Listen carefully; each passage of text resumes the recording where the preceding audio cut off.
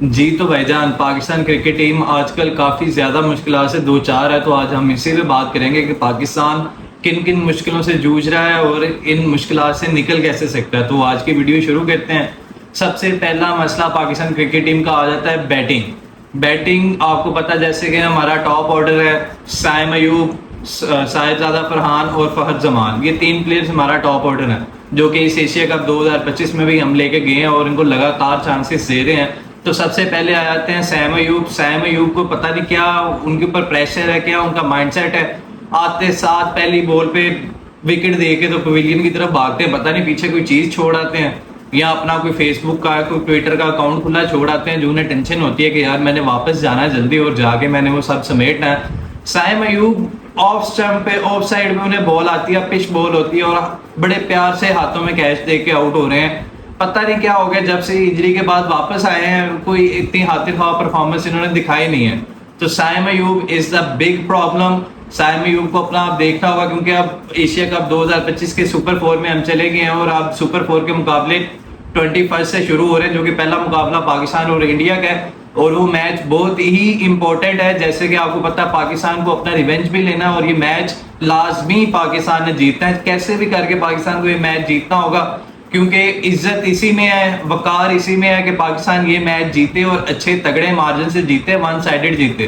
तो top order सबसे पहले सैम अयूब। सैम अयूब को अपने ऊपर बहुत ज्यादा काम करने की जरूरत है। उसके बाद साहिबजादा फरहान साहब आ जाते हैं। साहिबजादा फरहान को हमने ट्राई नेशन सीरीज में देखा, काफी अग्रेसिव बैटिंग कर रहे थे, काफी इंटेंटफुल बैटिंग कर रहे थे, लेकिन जब से एशिया कप स्टार्ट हुआ है पता नहीं इस बंदे को किस बात का डर लग गया, किस बात का खौफ लग गया। 90 के स्ट्राइक रेट से, 80 के स्ट्राइक रेट से बैटिंग कर रहा है। और इंडिया के खिलाफ जो हमारा पहला मैच हुआ 14 सितंबर को, पाकिस्तान वो मैच हार गया, लेकिन भाई साहब बाद में जाके अपने इंस्टाग्राम अकाउंट पे अपने छक्कों की वीडियो लगा रहे हैं जो उन्होंने बुमराह को मारे। ये कोई तरीकाकार है? ये आपका माइंडसेट है? टीम गई बाहर में, मैं बस अपनी पर्सनल जो मैंने अचीवमेंट की है वो मैं दुनिया के सामने शोकेस करूं। साहिबजादा फरहान को मैच्योर होना होगा। ये लड़का बहुत ज्यादा मेहनत करके आया डोमेस्टिक में, अपने सिलेक्टर्स के दरवाजे खटखटा के बड़े चिल्ला के इन्होंने जगह बनाई है और ये इंटरनेशनल क्रिकेट में आए हैं। इनको भरपूर मौका मिल रहा है, लेकिन थोड़ी मैच्योरिटी दिखानी होगी। आप मैच हारे हो, आपको शर्मिंदा होना चाहिए। आप इसके ऊपर अपनी जाके इंस्टाग्राम के ऊपर वीडियोस लगा रहे हो, ये तो बहुत गलत काम है। Sahibzada Farhan, shame on you. Sahibzada Farhan को अपना स्ट्राइक रेट बेहतर करना होगा। तकरीबन अगर आप 80-90 से खेल रहे हो, मिनिमम 130-140 स्ट्राइक रेट तो आप लेके चलो अपने साथ। इतने कम स्ट्राइक रेट से तो हमें फायदा नहीं है, पाकिस्तान टीम और मुश्किलों में आएगी। क्योंकि हमने पहले अब टीम में चेंजेस किए हैं। क्या है जी, बाबर रिजवान स्ट्राइक रेट उनका बहुत कम है जी, 120-130 स्ट्राइक रेट है। लेकिन अब जो स्ट्राइक रेट चल रहा है 80-90 का स्ट्राइक रेट चल रहा है और पावर प्ले के अंदर ही हम 2-3 विकेट दे देते हैं। बाबर रिजवान 10 ओवर के अंदर 60-70 तो करके जाते थे, लेकिन कोई विकेट तो डाउन नहीं होती थी। नीचे से आगे बैटिंग हमारी कुछ ना कुछ करके 160-70 पे पहुंच जाती थी। लेकिन अब तो ये टीम 150 भी नहीं कर पा रही। अब यूएई के केस देख लें, पाकिस्तान कैसे रो दो के वो शहीन अफरीदी ने नीचे से आगे छक्के लगाए तो पाकिस्तान 145 के टोटल तक तकरीबन पहुंचा। तो खैर अब पाकिस्तान के लिए बहुत ज्यादा मुश्किलात हैं और जिम्मेदारी भी बहुत है कि अब आगे जाके उन्होंने सुपर 4 के मरहले में इंडिया को हराना है पहले मैच में और अपना बदला लेना है। उसके बाद आते हैं जी फहद जमान। फहद जमान ने यूएई के अगेंस्ट 50 की, लेकिन वो उनके कैलिबर की 50 नहीं थी। उन्होंने इतनी ज्यादा इंटरनेशनल क्रिकेट खेल ली है, तकरीबन 8 साल से वो टीम में है और यूएई के अगेंस्ट वो 36-37 बॉलों पे 50 कर रहे हैं। ये कोई तरीकाकार नहीं है। वो कोई सामने शेन वॉर्न या कोई मुरलीधरन नहीं लगे हुए थे, कोई सामने ब्रेटली या शोएब अख्तर बॉलिंग नहीं कर रहा था। यूएई के बॉलर हैं जो कि ज्यादातर छुट्टियों में पाकिस्तान इंडिया में जाके वो रहते हैं और उन्हें क्रिकेट भी इतनी खेलने को नहीं मिलती, लेकिन उनके सामने आप इस स्ट्राइक रेट से खेल रहे हो। मैंने देखा कि काफी उनकी रेंज में भी बॉल्स आ रही थी, लेकिन माइंडसेट ये है कि सिंगल लेनी है, सिंगल लेनी है। आपको इंटेंट दिखाना पड़ेगा, थोड़ी अग्रेसिव क्रिकेट खेलें, थोड़ा सा आप अपना कैलिबर दिखाएं। आपने जितनी इतनी इंटरनेशनल क्रिकेट खेली है तो आप उसके ऊपर जाएं, अपना आप एक्सपीरियंस दिखाएं। टीम अब आपके ऊपर डिपेंडेंट है। आप मोस्ट सीनियर प्लेयर हो तकरीबन इस पाकिस्तान की टीम के लॉट में, तो आपको जिम्मेदारी दिखानी होगी। फर्ज मान आपको अपना स्ट्राइक रेट अबव लेके जाना होगा और इंटेंट दिखाना होगा ताकि दूसरी टीम पे प्रेशर बने। उसके बाद आ जाते हैं जी हमारे सलमान अली आगा साहब, कप्तान साहब। कप्तान साहब को पता नहीं क्या हो गया, जब से एशिया कप स्टार्ट हुआ है ट्राई सीरीज के अंदर उन्होंने राशिद खान को चार्ज किया। पहले मैच में 2 छक्के लगाए, फाइनल के अंदर भी राशिद खान को 2 छक्के लगाए। काफी अच्छे लय में लग रहे थे, कॉन्फिडेंट लग रहे थे, लेकिन जब से एशिया कप स्टार्ट हुआ है पता नहीं कौन से प्रेशर में है, कौन सी दुनिया में उन्हें अपनी ही होश नहीं है। आते हैं 60 के स्ट्राइक रेट से वो खेल के जा रहे हैं। यूएई के अगेंस्ट उन्होंने क्या किया, हम सब के सामने 60-70 के स्ट्राइक रेट से खेल रहे हैं। आपसे नहीं लग रही तो यार आप आउट हो गए, बाहर चले जाओ। 26-27 गेंदों पे 18-19 करके जा रहा है ये बंदा। तो ऐसे तो पाकिस्तान की टीम की बैकबोन ही टूट देगी। नीचे से आने वाला क्या करेगा? आप उसे प्ले ग्राउंड तो देके जाओ, आप ऐसा उसे सेटअप तो देके जाओ कि वो नीचे से आके चार्ज करे। इतना प्रेशर आप बना के जा रहे हो तो नीचे वाला बैट्समैन आके क्या करेगा? 2-4 बॉलें उसने भी लेनी है जो कि उसका हक है, लेकिन वो क्या करेगा प्रेशर के साथ? तो वो टुल्ला ही मारेगा, आने वाला लग गई नहीं तो वो भी पवेलियन में लौट आएगा। सलमान अली आगा को होश के नाम लेने होंगे, अपनी कैप्टेंसी पे भी उन्हें देखना होगा। इंडिया के अगेंस्ट उन्होंने बहुत ही वल्गर कैप्टेंसी की, कोई उन्हें होश नहीं थी कि वो क्या कर रहे हैं। ना उन्होंने प्रेशर डाला, सिंगल्स डबल्स दे रहे हैं सर्कल के अंदर, कोई प्रेशर नहीं बनाया उन्होंने, ना उन्होंने स्लिप्स लगाई। तो सलमान अली आगा, हमें आपसे बहुत उम्मीदें हैं। आपको देखना होगा कि आप कैसे पाकिस्तान टीम को इस सारे झंझट में से निकालेंगे, इस सारे शेल में से निकालेंगे। तो उसके बाद आ जाते हैं हमारे हसन नवाज साहब। हसन नवाज बहुत अच्छा खेला, पहले बांग्लादेश की सीरीज के अगेंस्ट भी अच्छे खेले, वेस्ट इंडीज में भी उन्होंने परफॉर्मेंस दिखाई। लेकिन अब वो, मुझे लगता है कि वो बंदा अपना नेचुरल गेम खेल ही नहीं रहा। अब वो आगे उनकी गेम ही नहीं है सिंगल डबल निकालने वाली। वो भागते भी ऐसे हैं कि पता ही नहीं लग रहा होता है, एक पाँव दाएं जा रहा होता है, एक पाँव बाएं जा रहा होता है। अरे भाई थोड़ी होश करो, अपनी नेचुरल गेम खेलो, दुनिया को दिखाओ। इतना बड़ा आपको प्लेटफॉर्म मिला, आप दुनिया के सामने अपना टैलेंट शोकेस करो। आपको खुल के खेलना चाहिए। हसन नवाज बहुत ही ज्यादा अंडर प्रेशर है, मैं बिल्कुल भी खुश नहीं हूं इनसे। हसन नवाज बहुत ज्यादा उनके अंदर टैलेंट मौजूद है, लेकिन वो उसे वेस्ट कर रहे हैं। आपको इतने मौके नहीं मिलेंगे। आपको ये देखना होगा कि अगर बाबर रिजवान टीम में से जा सकते तो आप तो शायद कोई नहीं। तो आपको मेरा भाई इंटेंट दिखाना होगा, आपको खेलना होगा डरे बगैर, कॉन्फिडेंस हो के अच्छे माइंडसेट के साथ, अग्रेसिव माइंडसेट के साथ आपको बैटिंग करनी होगी। आप सिंगल डबल लेके भी तो आउट हो जाते हो यार, आप शॉट लगा के आउट हो जाओ। गिल्ट तो नहीं ना रहेगा अपने अंदर, आप चार्ज तो करो, आप चांस तो लो। ऐसे ही आउट होके विकेट देके आप वापस चले जाते हो। 3 मैचेस में उन्होंने कुछ भी नहीं किया, डबल फिगर पे भी नहीं जा सके। तो उसके बाद आए थे मोहम्मद हारिस। मोहम्मद हारिस को ओमान के अगेंस्ट हमने 1 डाउन भेजा, जो कि खुद भी कहते हैं कि मैं 1 डाउन का प्लेयर हूं। तो उन्होंने काफी अच्छा गेम प्ले शो किया, उन्होंने 50 की, वो काफी कॉन्फिडेंस उनको आया होगा इस 50 से। लेकिन हमने बाद में क्या किया, अब यूएई के अगेंस्ट मैच में उन्हें फिर हम नंबर 6 पे ले गए। ऐसे तो ऊपर जितनी आप फ्लक्चुएशन करोगे बैट्समैन की, वो तो कॉन्फिडेंस में ही नहीं आ सकेगा।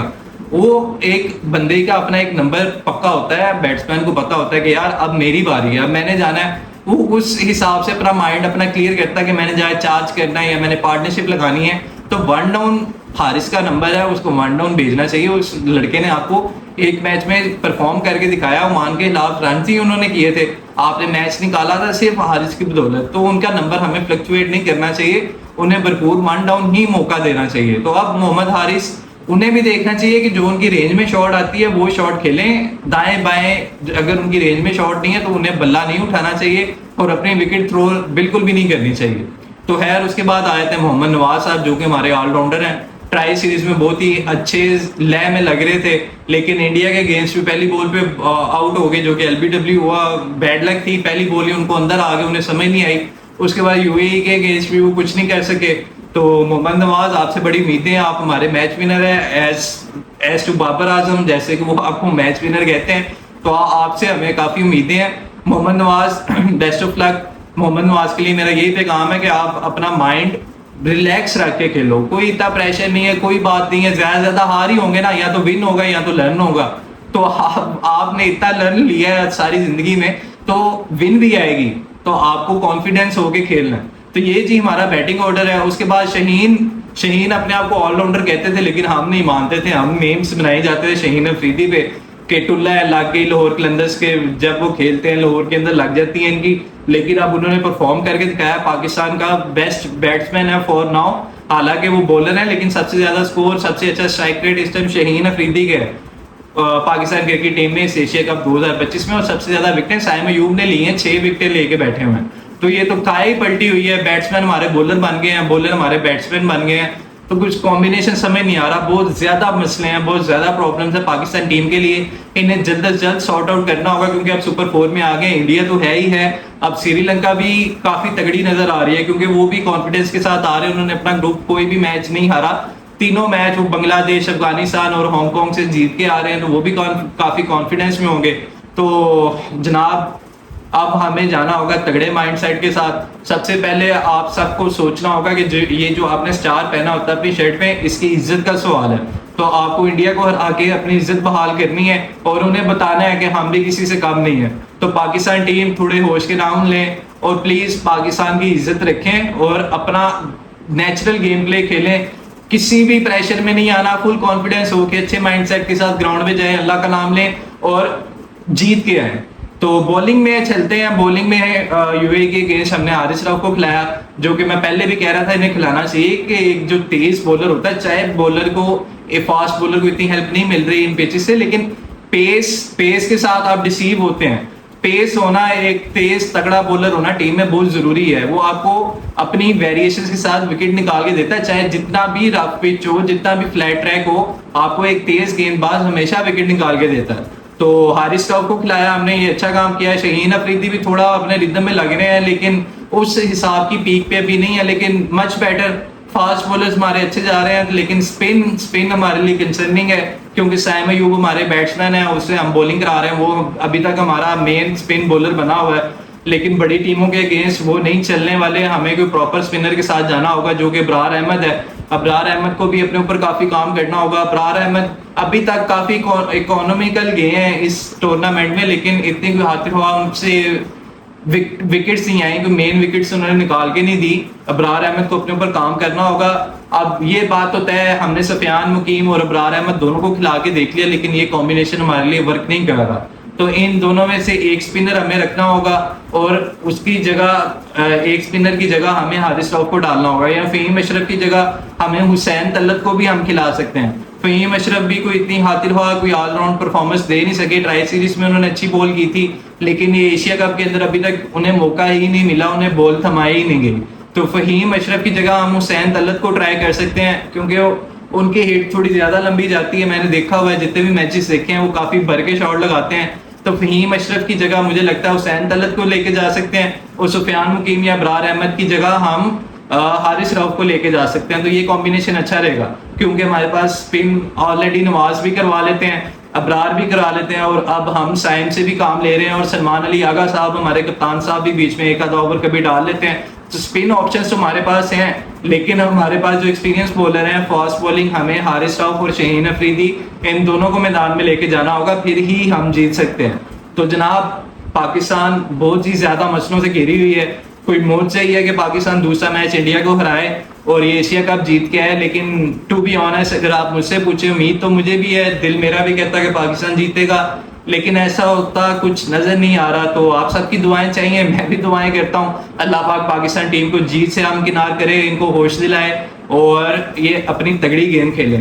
तो जनाब अगर आपको मेरी वीडियो पसंद आए तो इसे लाइक जरूर करिएगा और मेरे चैनल को सब्सक्राइब भी कर लें। मिलते हैं आपसे अगली वीडियो में, तब तक के लिए अल्लाह हाफिज।